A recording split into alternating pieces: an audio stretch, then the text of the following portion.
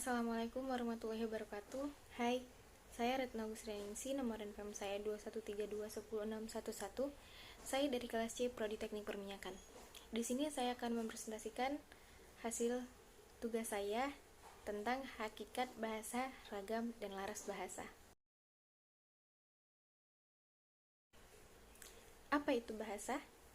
Bahasa adalah kemampuan yang dimiliki manusia untuk berkomunikasi dengan manusia lain menggunakan tanda, misalnya kata dan gerakan. Bahasa memiliki 3 dasar teori. Yang pertama, teori pohpoh. Teori yang mengatakan kata-kata pertama sebagai teriakan dan kata seru emosional yang dipicu oleh rasa sakit, senang, dan lain-lainnya. Yang kedua, teori dingdong. Teori yang mengatakan bahwa semua makhluk memiliki sebuah getaran resonansi alami yang digemakan oleh manusia dalam perkataan, awalnya dengan suatu cara. Dan yang ketiga, teori tata. Teori yang mengatakan manusia membuat perkataan dengan menggerakkan lidah yang meniru gerakan manual, membuat terdengar bersuara. Asal mula bahasa. Chomsky memperkirakan bahasa pertama kali muncul di Afrika sekitar 10.000 sampai 60.000 tahun lalu.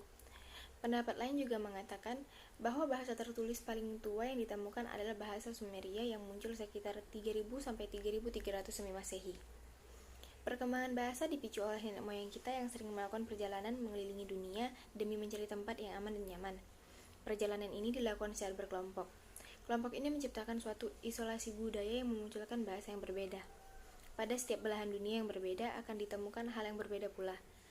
Mulai dari kondisi alam, flora, dan fauna.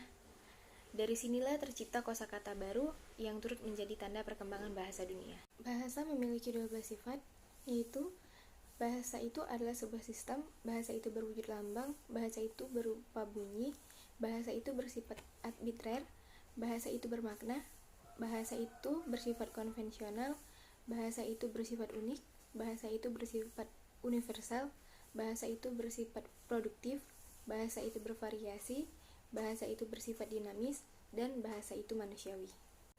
Ragam bahasa.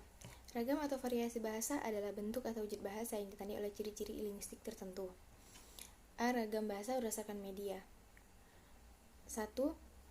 Bahasa lisan adalah bahasa yang diujarkan oleh pemakai bahasa.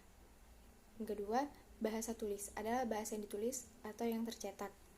B. Ragam bahasa berdasarkan latar belakang penutur. 1.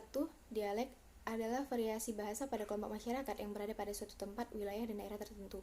Kedua, idiolek merupakan ujaran yang timbul dan hanya dipakai oleh seseorang yang bisa saja berbeda dengan orang lain sehingga menjadi ciri khas orang tersebut. Ketiga, akrolek adalah variasi sosial yang dianggap lebih tinggi atau lebih bergengsi daripada variasi sosial lainnya. Basilek adalah variasi sosial yang dianggap kurang bergengsi atau bahkan dipandang rendah. Slang adalah variasi sosial yang bersifat khusus dan rahasia.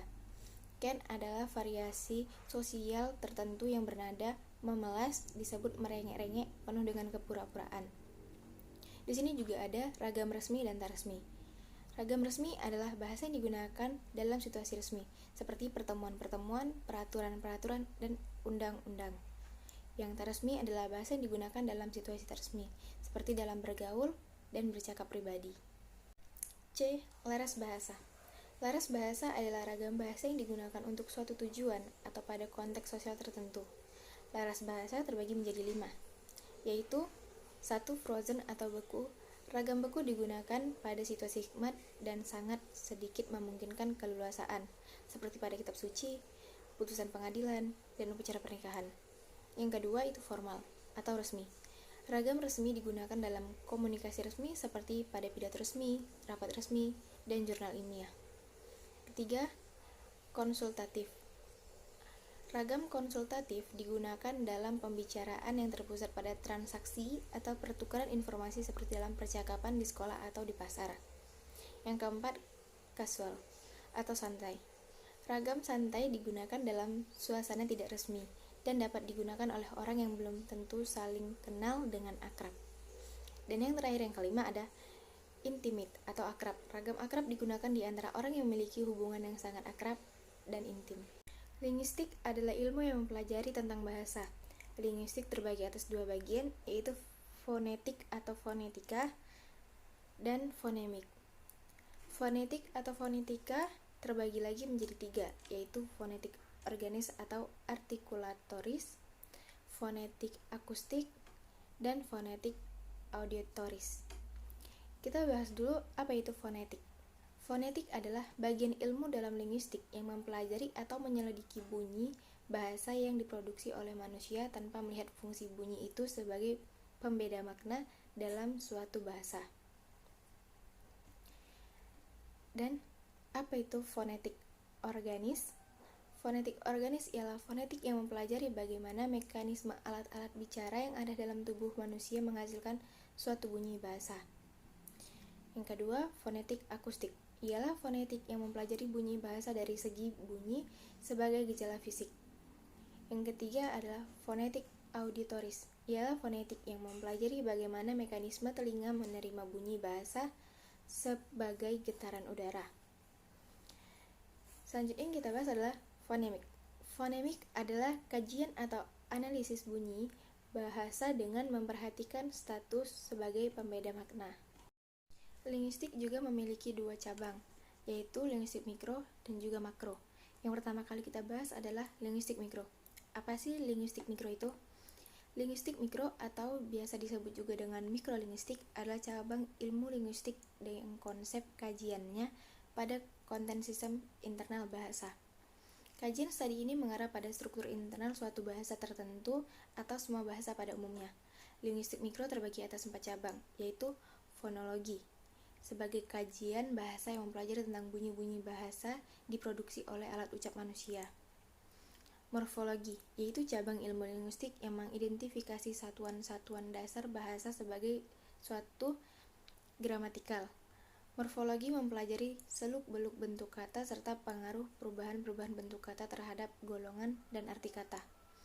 Semantik adalah pembelajaran tentang makna. Dan yang terakhir ada sintaksis, yaitu cabang ilmu linguistik yang membicarakan kata dalam hubungan dengan kata lain atau unsur-unsur lain sebagai suatu satuan ujaran. Dalam sintaksis yang biasa dibicarakan adalah struktur sintaksis mencakup masalah fungsi.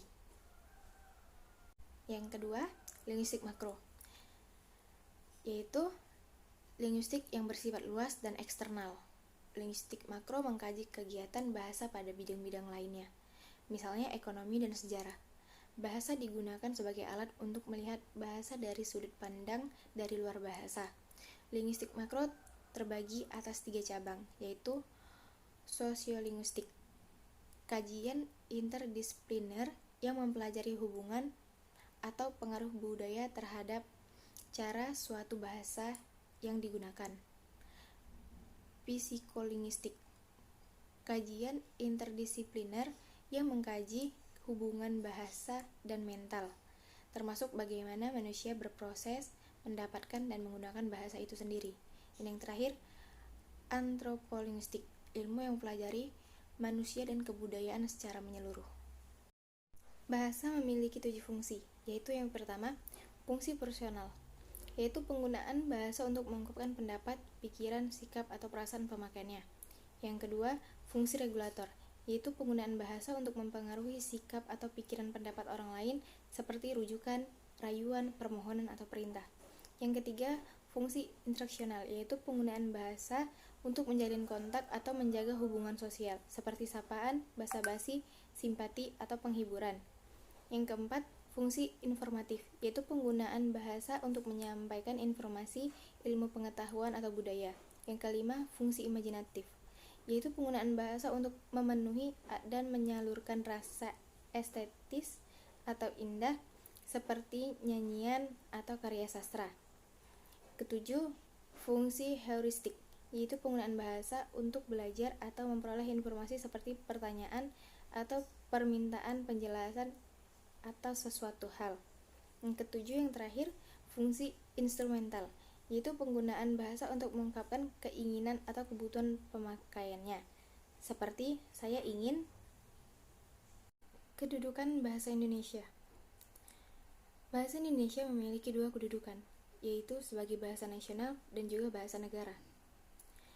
Sebagai bahasa nasional, bahasa Indonesia sebagai identitas nasional, sebagai kebanggaan bangsa, sebagai alat komunikasi, sebagai alat pemersatu bangsa yang berbeda suku, agama, ras, adat, dan budaya. Selain itu, berdasarkan bahasa negara, bahasa Indonesia itu sebagai bahasa resmi kenegaraan, sebagai alat pengantar dalam dunia pendidikan, sebagai penghubung pada tingkat nasional untuk kepentingan perencanaan dan pelaksanaan pembangunan serta pemerintah. Dan juga bahasa Indonesia sebagai pengembang kebudayaan nasional, ilmu, dan teknologi. Berikut adalah beberapa sumber yang saya ambil untuk melengkapi teori-teori persentase saya. Sekian dari hasil persentase saya ucapkan terima kasih, dan saya mohon maaf bila ada salah kata ataupun salah dalam teori-teori yang ada. Terima kasih. Wassalamualaikum warahmatullahi wabarakatuh.